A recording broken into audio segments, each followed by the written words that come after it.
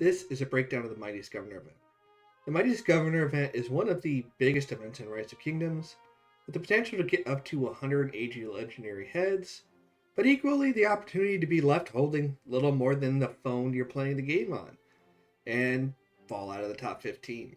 Because of this, knowing the basics of the event, open or closed, is the best way to put yourself in a position to be on the positive end of this event, rather than the negative.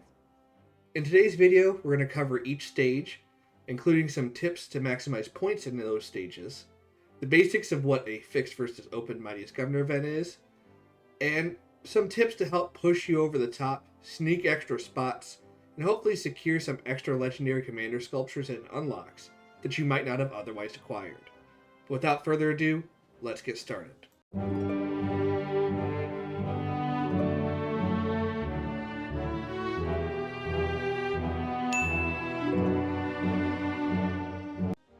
First, let's talk about the basics of the Mightiest Governor event. The Mightiest Governor event is broken down into 6 stages. You have Training Stage, you have Defeating Barbarians, Gathering Resources, Power Increase, Eliminating Enemies, and the final Sprint. Each of these stages we'll get into later in detail with each timestamp you can see down at the bottom, but this is how every Mightiest Governor event is going to be broken down. Unlike other events, the scoring and stages are fixed for each Mightiest Governor event. The Mightiest Governor always occurs opposite the Ark of Osiris event, with the exception of some Grand Prix where you have multiple weeks consecutively with Ark of Osiris, which shifts the Ark but never the Mightiest Governor. This is important to remember for future discussion as it helps you to be able to plan ahead and get a leg up on certain stages. The rewards start with the top rank getting a total of 180 gold heads, which is really a massive amount when you think about it, as it's just a little under a third of what's needed to fully max a commander. Because of this, the top spot can make a major impact on maxing out a commander, and can be a huge impact on your kingdom because if you get it on a rally or garrison, it can vastly improve your ability to participate and be very effective. The second spot gets 90, and then of course we go down to 60 at third, 50 at fourth, 40 at fifth, and then 30 at sixth, and then from 7 to 10 you get 20, and then lastly 11 to 15 you get 10. Because of this, really that's the most often sought after ranks, because 10 is the minimum to lock a commander, and of course the higher up you can get, the more heads you get towards expertising a commander, which makes those spots more sought after. The first day of the Mightiest Governor event is the Training Day. This is a big time stage with the majority of the points being scored in this day alongside the elimination event. However, since it is the first day, it's also early enough that no lead is well and truly safe. The scoring is pretty standard, with increased troop quality gaining increased points, meaning the event naturally tends to lead towards T5 and T4 players, rather than T3 and below. That being said, getting solid scores on the training stage and getting these tier rewards can be fairly easy to do if you can plan ahead. The easiest way to boost your scores without using any speed-ups is to use troop expansions if you can get them, setting it up to be a few weeks in advance of the event. This can be done since you know the Mightiest Governor event will occur every 2 weeks. With standard abilities, you get about 1,000 T5 troops every day or so. Of course, depending on your city skin, civilization, runes, and titles at the point that you train. But that could be a good starting point to set up your expansions. For example, if you want to be prepared for the next Mightiest Governor, but not use any speed-ups, you would just start T5 training a number of days equal to your expansion you want, plus 2 days for the base 2,000 training. So if you have a 10,000 expansion, you'll want to set it about 12 days before. Even if the math doesn't exactly work out and you end up earlier or later, you'll either use a minimum amount of speed-ups to gain points, as if you would just use 2 weeks worth of troops and 2 weeks worth of speed-ups for what could be a day or two. For T4, you'll want to do about 1 day for every 2,000 troops, meaning the number of troops divided by 2 is your set date. For the exact same situation, a 10,000 expansion will train 12,000 T4, you want to start about 6 days early. In addition, if you are in KvK, save your training bastions if possible for these days, as you could do 3 training bastions, 1 for each troop building, or 4 if you're building siege, which I don't really recommend most of the time, and get some added value. If you're willing to lose speed ups, you'll want to get added value for this event as well, and to do so, you'll just want to use your highest possible training speed before you set training with the highest possible expansion. And you'll want to do this and set it up as early as possible. When doing this, of course, like I said, the earliest you can set it is best, but the biggest concern is about lining it up with the training day so much that your quantity of speed ups is able to complete the highest amount you can.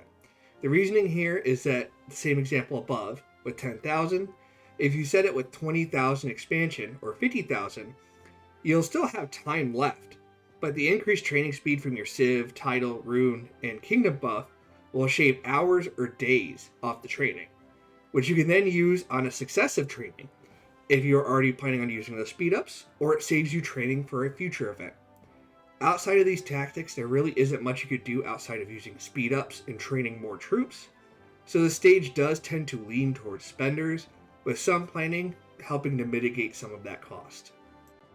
Next, we have the Barbarian Day. This consists of, hunting barbarians. The higher level barbarian, the more points you can get. Note too that each contributing troop adds to the score. So barbarian worth 10,000 points to defeat is worth 50,000 if you use all 5 of your marches to defeat him.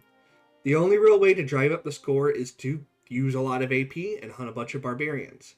I don't recommend this in Home Kingdom unless you are desperately trying to get arrows, or you're trying to complete an event that requires you to defeat barbarians, as the value isn't terribly great and you don't get a lot of points.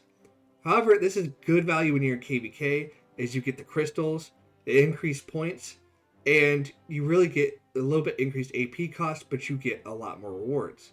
One trick you can use to get some extra point value is Barbarian Chaining. Like everything else in the Barbarian stage, it's easier with KvK Barbarians, as they're a little stronger and they don't quite melt as quickly. It is best done by pairing a tank with a solid AoE commander.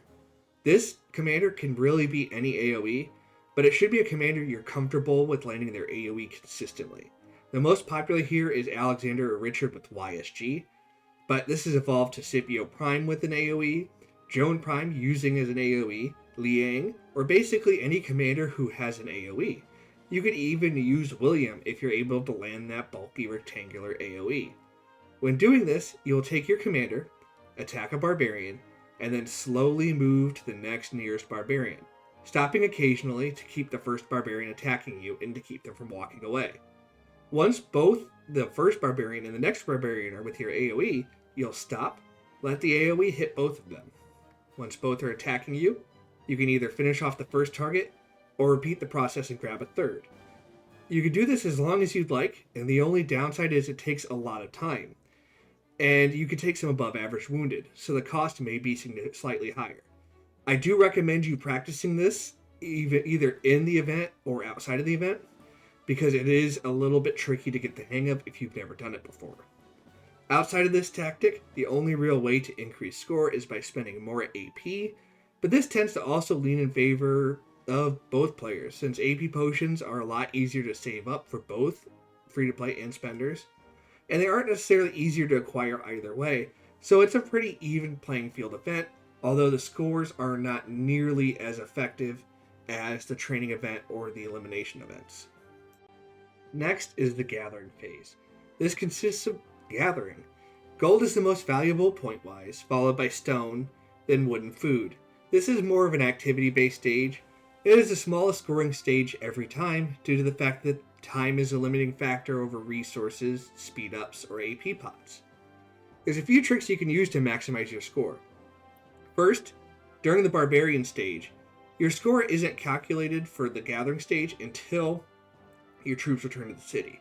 So any resources gathered during the Barbarian stage, as long as they don't reach your city before reset, you can then bring them back to the city and get some bonus points. This is particularly great for your gold node, for your alliance, which is the biggest source of gathering gold, alongside being something that is more controllable. However, since you can't control exactly when the node will end, since you have a gold reserve shared along with commanders, I either recommend pulling your commander from the gold node a little bit early, or station your gathering march, or station yourself 15 to 20 minutes away from the node so that you can check in regularly and hopefully catch the march before it returns to your city. And you could even send it back to the next gold node. Outside of this, your best option to increase score effectively is just being online. Search for existing nodes and compare the score you'll get from them.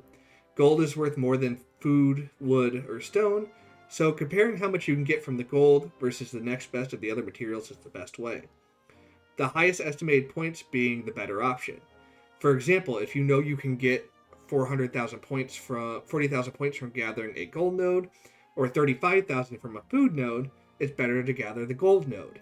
This, however, usually ends up in a 10,000 point variance or so in the end, so it won't be a huge source. It is likely the most forgettable stage overall in the Mightiest Governor, with max scores nowhere near close to the potential of these other stages. Next is the power upgrade phase. This stage gives 2 points for every 1 power gained between buildings, research, and troops. Due to the fact that 2 of the 3 possible gains are already complete for T5 players, as well as the 2-to-1 ratio for troops being not nearly as good as the training stage and final sprint, this is another quieter stage, with typically big researches or building upgrades being collected, but not much else. If you have troops to collect, or can complete training, I would recommend oftentimes just waiting until final sprint, as the point difference is quite significant and it's worthwhile to wait if you're going to use speed-ups anyway. If you can collect them, it is up to you. Both have their own merit, because within 2 days you'll have more troops to collect.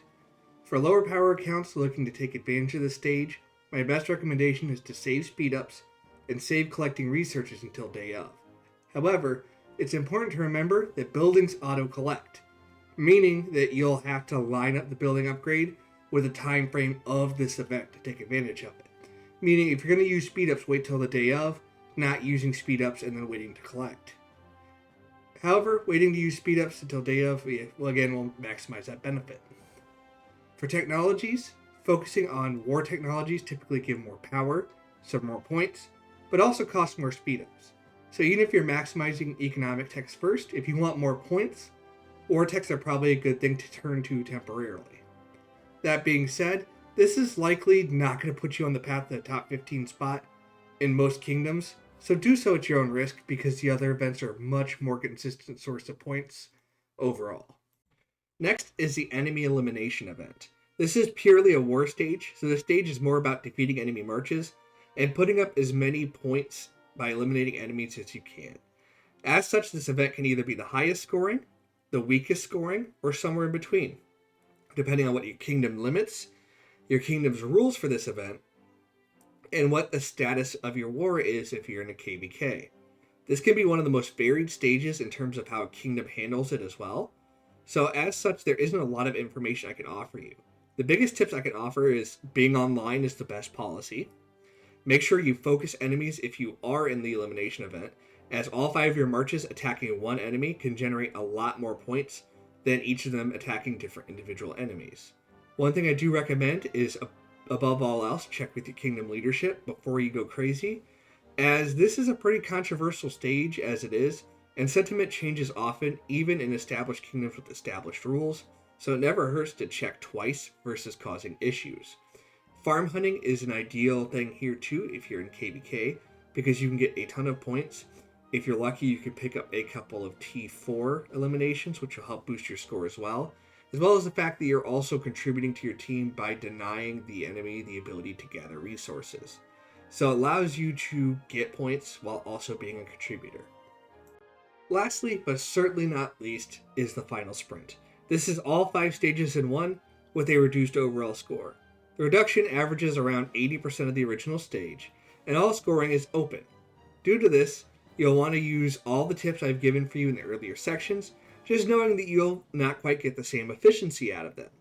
Like with the elimination event, you will also want to check with your kingdom in case there's a limit on the stage, as it does have the enemy elimination portion as well, so it never hurts to check twice. This will likely be where a place is won or lost, as reduced efficiency is a sting, but allows players to more or less know exactly what they need to reach their desired placement. This is particularly true for training and the elimination event, as you can double dip on training points by using expansions after training day 1 to line up with this final sprint day, as well as take your farm hunting or whatever you're using to get your enemy elimination points from day 5 into day 6. Out of all the 5 stages, the 2 in final sprint that are most affected are the training and elimination events. So maximizing these 2, which are traditionally more T5 friendly, tend to cement this as a very T5 and spender heavy stage, and close out the event as a very T5 and spender heavy event. Now, one of the things I mentioned is open or fixed Mightiest Governors. So I want to go over what that means. When I say open, I mean it's a Mightiest Governor event that is not controlled by your kingdom.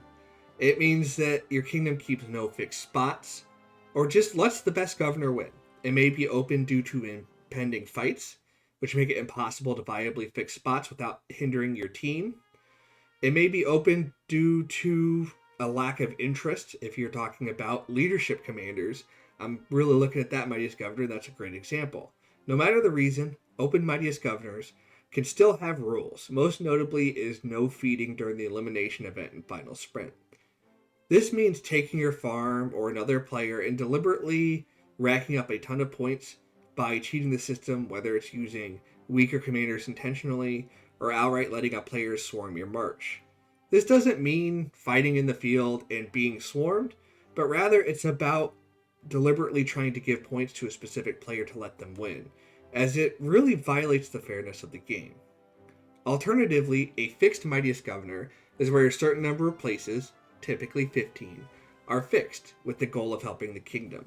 Since Mightiest Governor commanders are most often rallies and garrisons, making sure you have those heads to allow rally and garrison leaders to build them means better performance for your kingdom, better coverage, and that's the main rationale for fixing Mightiest Governor events. In these cases, a maximum score is set for non-placers, and that score is not to be exceeded by anybody not on the listed 5, 10, 15, however many spots your kingdom decides to fix. If you're a kingdom leader looking for a good way to set this, I typically recommend placing 6 to 10 million points total. Our kingdom likes to use 6. This allows for some flexibility while not burning your players out of a ton of resources either. This also helps prevent wasting resources for your kingdom that can be better used for actual fighting. After this maximum, you'll want to set a cushion, and with that you'll want to be able to make sure that if somebody accidentally violates the maximum score, they collect a little bit too much resources, their fight with somebody else ends up giving just a little bit too many points, that it doesn't shatter all of your placements and it doesn't force everything into chaos. For that gap, you could set it anywhere from 500,000 to 2 million points. The smaller the gap you set, the less flexibility you have, but also the less resources you're putting onto load for the however many fixed places you have. So for example, a gap of 2 million points has a lot more flexibility if somebody violates, because it doesn't matter if they go over 1.8 million points. They're still not affecting the first person. However, you also then have to have every one of those 15 fixed spots going 2 million points above that fixed amount. So it is a trade-off. But after that, you want to set a range. So after that gap, the first spot should be your lowest rank. So if you're fixing the top 15, 11 through 15 should be your first one. So in the same case, where it's 6 million points, the first scorer would start at 8 million points and go whatever range you want to set. Just like everything else, you could set 500,000 to 1 million, or whatever you're comfortable with. But then after you set that range, the next echelon will start at the top of the last one and then end at that same gap. So if we're doing 500,000, 11 through 15 will be 8 through 8.5. And then 10 through 7 will be 8.5 to 9. Then 6 will be 9 to 9.5, and so on and so forth. Like I said, the bigger gap you set, the more flexibility you have, but also the more resource drain it is on your fixed placers. So at the end, you'll just have to pick whatever you're comfortable with. Lastly, for fixed Mightiest Governor events, if you have to deal with violators as a kingdom leader, here are a couple tips. If a player accidentally violates the maximum limit you set, you have two options. First, you can push all players who are in fixed spots up by that violation amount. This works for accidental violations as long as they don't push anymore, so it doesn't really deal with rogue players. Alternatively, you can also do nothing if that cushion is sufficient so that the violation does not push into the first rank. For example, in the same example I gave earlier, if the maximum score is 6 million, the cushion is set to start the end at 8 million. If they get 7.5 million points, it doesn't really affect anything because 11 through 15 is 8 to 8.5. However, if they get 8.25, what you'll want to do is set it so that 11 through 15 is above that by default. So that might be 8.5 to 9. And then now, instead of being 8.5 to 9 for 7 through 10, they're 9 to 9.5, and so on and so forth. And everybody shifts up by that gap. This is depending on how you want to set it up. It all comes down to preference. You can tighten the ranks if you want to as well. For example, if you didn't want to affect 6 through 1, you could instead do 11 through 15 as 8.5 to 8.75, and then 7 through 10 from 8.75 to 9. But that makes it harder on the players, and it takes a lot of flexibility away. So at the end of the day, you're going to want to choose what's best for your kingdom and what you're most comfortable with.